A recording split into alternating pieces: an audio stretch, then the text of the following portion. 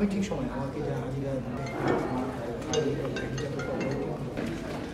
Second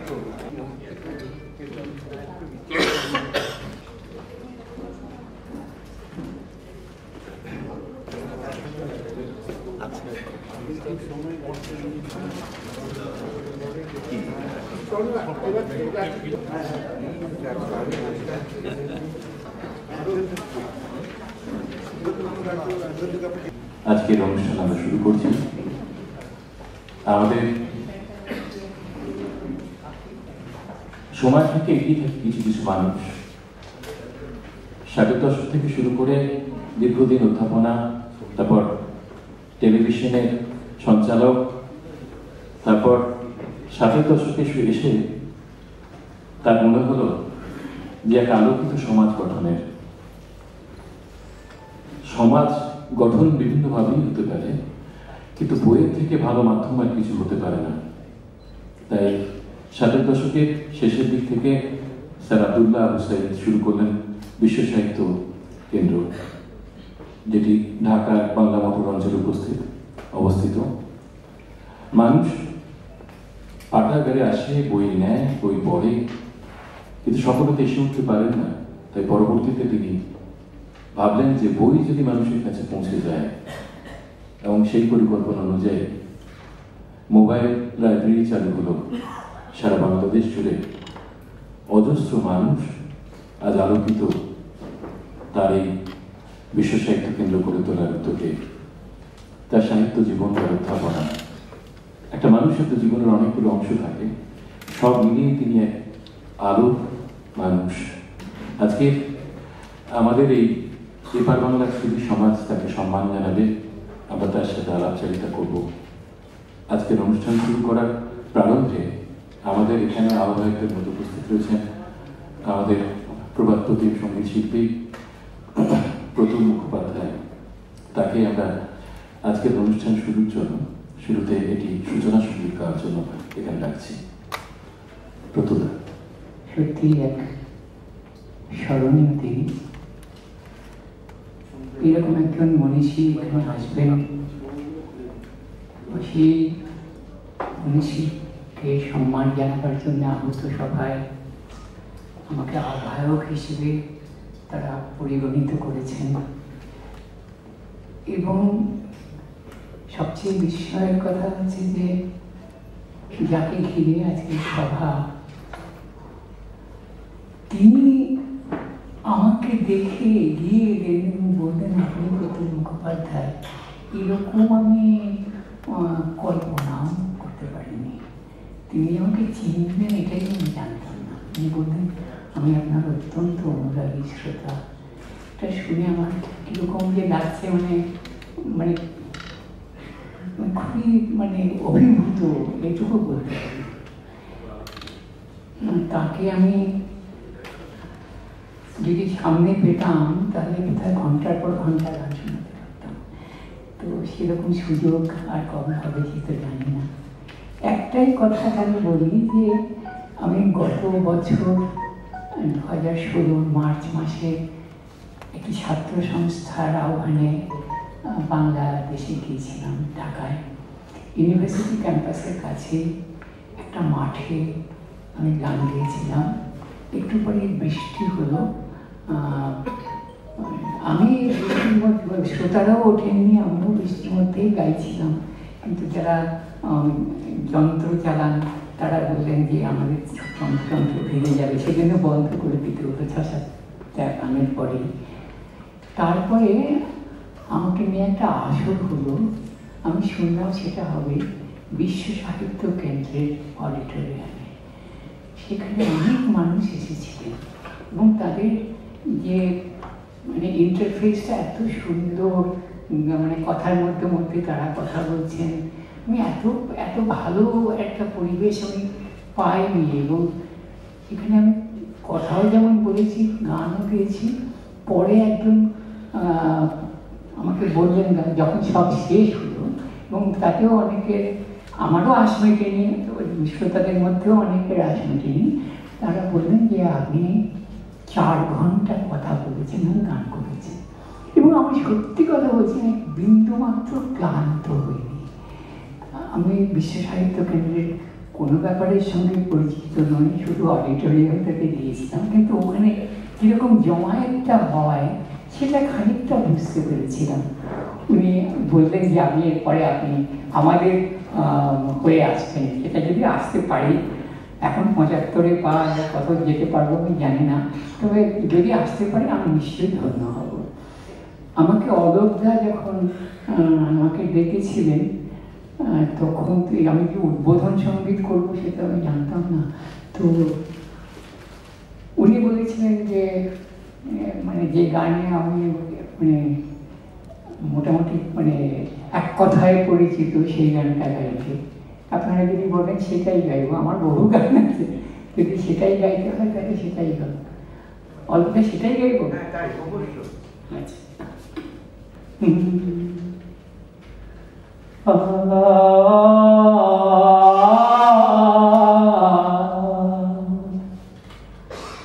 আমি বাংলায় গান গাই, আমি বাংলার গান গাই, আমি আমার আমিকে চিরদিন এই বাংলায় খুঁজে পাই। আমি বাংলায় গান গাই, আমি বাংলার গান গাই, আমি আমার আমিকে চিরদিন এই বাংলায় খুঁজে পাই।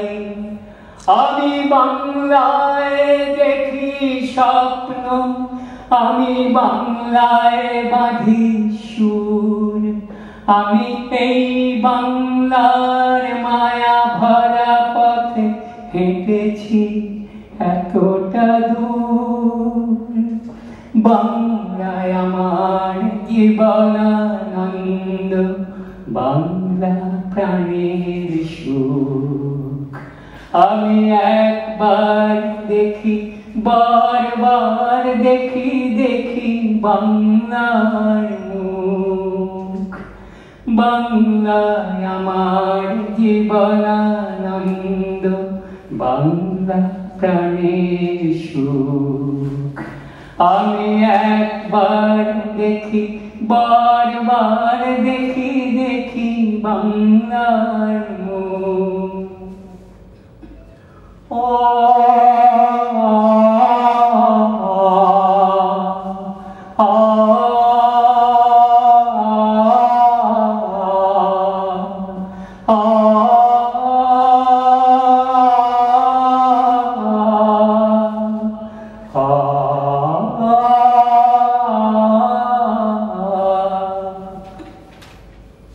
আমি বাংলায় কথা কই, আমি বাংলার কথা কই, আমি বাংলায় ভাসি, বাংলায় হাসি, বাংলায় জেগে রই। আমি বাংলায় মাতি উল্লাসে করি, বাংলায় হাহাকার। আমি সব দেখে শুনে খেপে গিয়ে করি বাংলায় চিৎকার। বাংলায় আমার দৃপ্ত স্লোগান, ক্ষিপ্ত তীর ধনুক। আমি একবার দেখি, বারবার দেখি, দেখি বাংলার মুখ। বাংলায় আমার দৃপ্ত স্লোগান, ক্ষিপ্ত তীর ধনুক। আমি একবার দেখি, বারবার দেখি, দেখি বাংলার মুখ।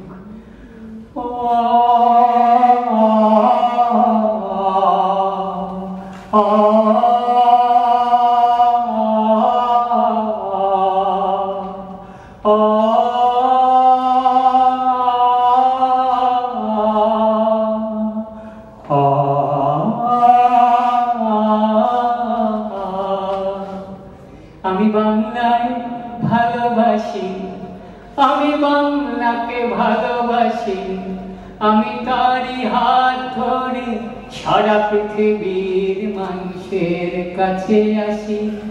আমি যা কিছু মহান বরণ করেছি বিনম্র শ্রদ্ধায়, মেশে 13 নদী 7 সাগরের জল গঙ্গায় পদ্মায়।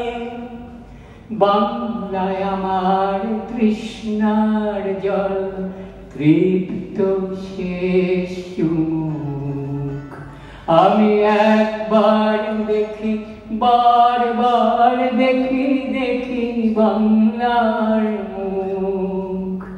বাংলায় আমার তৃষ্ণার জল তৃপ্ত শেষ চুমুক। আমি একবার দেখি বারবার দেখি দেখি বাংলার মুখ। আমি বাংলায় গান গাই, আমি বাংলার গান গাই, আমি আমি কে চিরদিন এই বাংলায় খুঁজে পাই। আমি বাংলায় দেখি স্বপ্ন, আমি বাংলায় বাঁধি সুর। আমি এই বাংলার মায়া ভরা পথে হেঁটেছি এতটা দূর। বাংলায় আমার জীবনানন্দ, বাংলা প্রাণের সুখ। আমি একবার দেখি বারবার দেখি দেখি বাংলার মুখ। আমি একবার দেখি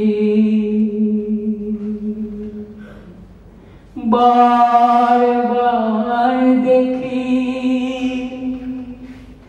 দেখি বাংলার মুখ। জন্মগ্রহণ করেছিলেন আমাদেরই কলকাতায়। পরবর্তীকালে তিনি ওপারে চলে যান বটে, তবে তার শৈশব কেটেছে আমাদেরই শহরে।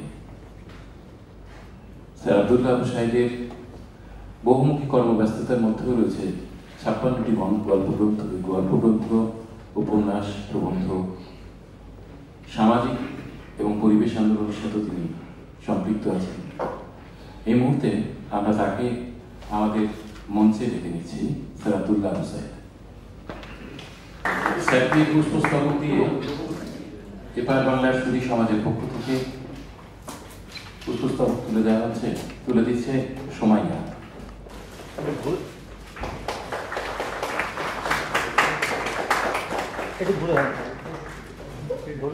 তার কৃতিত্ব, তার কর্মকাণ্ড, ব্যক্তি আব্দুল্লাহ আবু সাঈদ, তার সমস্ত প্রচেষ্টাকে সম্মান জানানোর জন্য এখানে জড়ো হয়েছি এক জায়গাতে।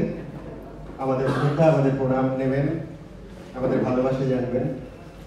এই পর্বে যে আমরা আলাপচারিতার মধ্যে যাব, সেখানে আমরা জেনে নেব তার ব্যক্তি জীবনের ওঠাপড়ার কিছু দিক, তার স্বপ্নের দিক, তার কাজকর্ম কিভাবে চলে সেসব বিষয়ে, আর আমাদের জন্য আগামীর জন্য তার কি কি পরামর্শ থাকতে পারে সেগুলো। আমরা আসি এই জায়গা থেকে। তমাল বলেছেন একটু আগে, স্যার জন্মেছেন অবিভক্ত ভারতবর্ষের আমাদের এই শহরে কলকাতায়। কোন বয়সে আপনি ওপার বাংলায় চলে গেলেন? আমার মনে হয় যে আমরা একটু দাঁড়িয়ে কথা, কারণ অনেকেই দেখা যাচ্ছে না। আর দাঁড়িয়ে কথা বলার আরেকটা কারণ, ছেলেবেলার একটা গল্প। সেটা হচ্ছে আমরা কি মূল্যবোধের সামনে বড় হয়েছিলাম সেটা বলার জন্য আমি ছোট্ট একটা গল্প বলছি। আমাদের এক স্যার ছিলেন, যে খুব ভালো পড়াতেন, এমন কিছু না, কিন্তু তাকে আমরা সবাই খুব শ্রদ্ধা করতাম। একদিন উনি ক্লাসে এলেন, আমাদের কলেজ জীবন, ক্লাসে এলেন এবং দাঁড়িয়ে পড়াতে শুরু করলেন। তো আমরা দেখলাম যে উনি কাঁপছেন, ওনার মুখ কালো হয়ে গেছে, উনি দাঁড়িয়ে থাকতে পারছেন না, কিন্তু ওর মধ্যেই উনি পড়িয়ে যেতে লাগলেন। তা আমাদের একজন ছাত্র উঠে দাঁড়াল, বললো যে স্যার আপনি তো অসুস্থ, আপনি বসুন, আপনি এভাবে দাঁড়িয়ে থাকলে আপনি তো পড়ে যেতেন। তো স্যার বললেন যে দেখো আমি বসতে পারবো। তো তখন সেই ছেলেটা আরো উত্তেজিত হলো যে স্যার আপনি কি মরতে চান নাকি? এইভাবে আপনি দাঁড়িয়েছেন, এইভাবে আপনি বক্তৃতা করছেন, আপনি বসুন, আপনাকে বসতে হবে। তো তখন স্যার একটা কথা বলেছিলেন, উনি বলেছিলেন যে দেখো আমি বসতে পারবো না। তার কারণটা ছেলেটা জানতে চাই। উনি বললেন যে কারণ হচ্ছে যে আমি যখন ক্লাসে এসেছিলাম তখন তোমরা উঠে দাঁড়িয়ে আমাকে সম্মান দেখিয়েছি, তার বিনিময়ে যতক্ষণ ক্লাস চলবে, যতক্ষণ তোমরা বসে থাকবে, আমি দাঁড়িয়ে থাকবো। তো আমরা একটা খুব যুগকে দেখেছিলাম, মানে শ্রদ্ধার, সম্মানের একটা ভারী সুন্দর একটা মহৎ যুগকে দেখেছিলাম। সেই জন্য আমি ঠিক বসে, যখন আপনারা বসে আছেন আমি বসতে চাইলাম না। এটা আমার মহত্বের জন্য না, স্যারের মহত্বের জন্য, যে তারপরের থেকে আমি কখনো বসে কথা বলি। আর আরেকটা কথা হচ্ছে স্যার আগে না, স্যার পরে। কারণ স্যার আগে হয় ইংল্যান্ডে, আর আমাদের এখানে স্যার হচ্ছে ভালোবাসার স্যার। সেই আপনার ছোটবেলা? হ্যাঁ, ছোটবেলায় আমি জন্মেছিলাম কলকাতায়, এবং আমাকে যিনি প্রথম দেখেছিলেন তার নাম মিস মন্ডল। তিনি ছিলেন মিডওয়াইফ। তো আমার মায়ের আগেও তিনি আমাকে দেখেছিলেন। তো তার কথা মনে হলে সবসময় একটা আকুলতা অনুভব করি। আমি যে খুব বেশি দিন কলকাতায় ছিলাম তা, আব্বা চাকরি করতেন টাঙ্গাইলে, আমি ওখানে থাকতাম।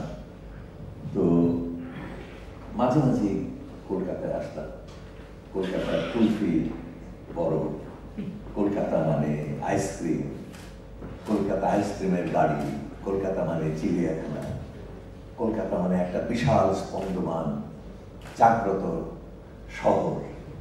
এবং আমরা গ্রাম থেকে যখন আসতাম তখন শরীরের মধ্যে একটা অদ্ভুত চাঞ্চল্য আমরা অনুভব করতাম। এই ওদেশে চলে যাওয়ার কথা বয়স না, ওদেশে চলে যাওয়া মানে আমি ওখানেই ছিলাম, এখানে মাঝে মাঝে এসে থাকতাম।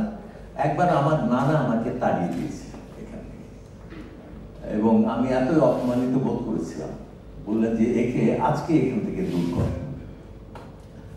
আমি এতই অপমানিত বোধ করেছিলাম যে এইভাবে তাড়িয়ে দিল, অপমান করে।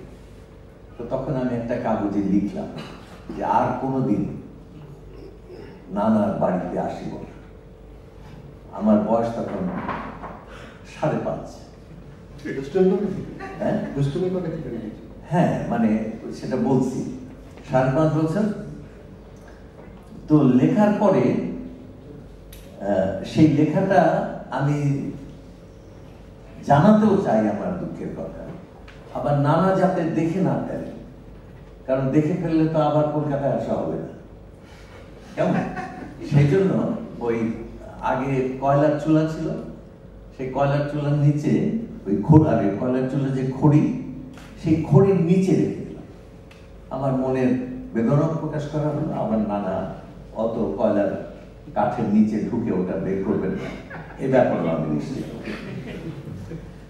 তো পরে আমি যখন বড় হয়েছি, তখন এই বাড়িতে যখন আবার এসেছি, তখন আমার একদিন হঠাৎ ছাদে উঠে মনে পড়লো যে আরে আমি তো এই কার্নিশের উপর দিয়ে দৌড়াতাম।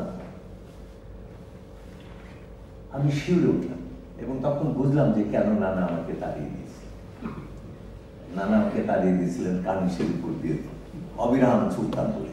কারণ আমাদের ছোট্ট গ্রামের সেই জায়গাতে যেখানে আমরা থাকতাম কলেজে, সেখানে কোনো কার্নিশ ছিল, পেয়ে ভারী মজা লেগেছে যে কার্নিশের উপর যেতে।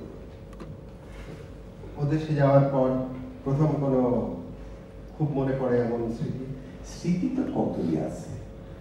স্মৃতি মানে এমনি আমরা যাই, আমার আব্বা অধ্যাপক ছিলেন ইংরেজি সাহিত্যের এবং বাংলা সাহিত্যের, তো পরে উনি প্রিন্সিপাল হয়ে গেলেন এবং সেই অবস্থায় এক শহর থেকে আরেক শহর, আরেক শহর থেকে আরেক শহর। উনি প্রায় 28 বছর অধ্যক্ষ ছিলেন এবং সাহিত্য ভালোবাসতেন, গল্প লিখতেন, নাটক লিখতেন, খুবই এই। এখান থেকেই আপনার পড়াশোনার বিশেষ অন্য। হ্যাঁ, আব্বার একটা জিনিস আমি খুবই করি, আব্বা আমাদের কোনোদিন পড়তে বলেন, এমন নিষ্ঠুরভাবে সেটা করেছিল উনি যে আমি যখন ম্যাট্রিক পরীক্ষা দিয়েছি তখন আমি জানতাম না যে পড়ার সঙ্গে চাকরি বাকরির কোনো যোগাযোগ আছে। আমি জানতাম যে যেরকম খেতে হয়, যেরকম খেলতে হয়, তেমনি পড়তে হয়, এটার যে কোনো আর্থিক উদ্দেশ্য আছে এটা আমি জানি।